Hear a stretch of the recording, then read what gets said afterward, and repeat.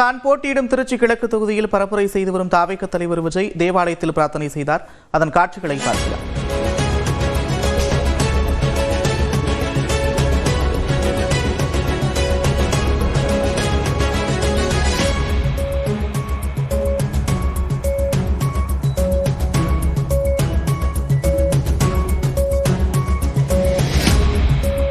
திருச்சி கிழக்கு தொகுதியில் போட்டியிடக்கூடிய தாவேக தலைவர் விஜய் அந்த பகுதியில் இருக்கக்கூடிய தேவாலயத்தில் பிரார்த்தனை செய்த அந்த காட்சிகளை பார்த்து வருகிறோம்.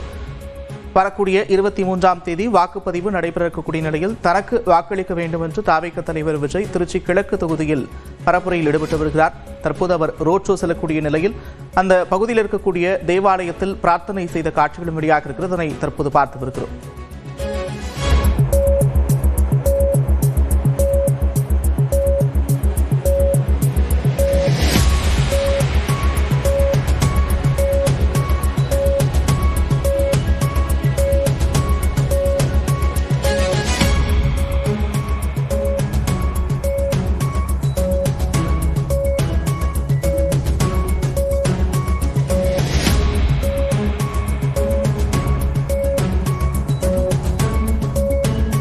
கூடுதல் விவரங்களோடு செய்தியாளர் ரகுவரன் இணைக்கிறார். ரகுவரன், விவரங்கள்.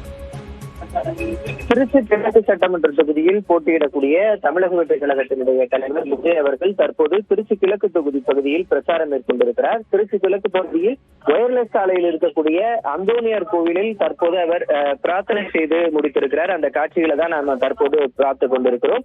அந்தோனியார் கோவில் உள்ளே செல்லும் போதே பாத்தீங்கன்னா அந்த கோவில் கதவில் இருந்து தேவாலயத்தினுடைய கதவில் இருந்து அந்த திருப்பள்ளி பீடம் இருக்கக்கூடிய பகுதி வரை பாத்தீங்கன்னா மண்டியிட்டவாறே அவர் மண்டியிட்டு பிரார்த்தனை செய்த காட்சிகள் தான் தற்போது பார்க்கலாம். மண்டியிட்டே அவர் நடந்து செல்லக்கூடிய வகையில அவர் பிரார்த்தனை செய்து கொண்டு இருக்கக்கூடிய காட்சிகள் தற்போது வெளியாகி இருக்கின்றன.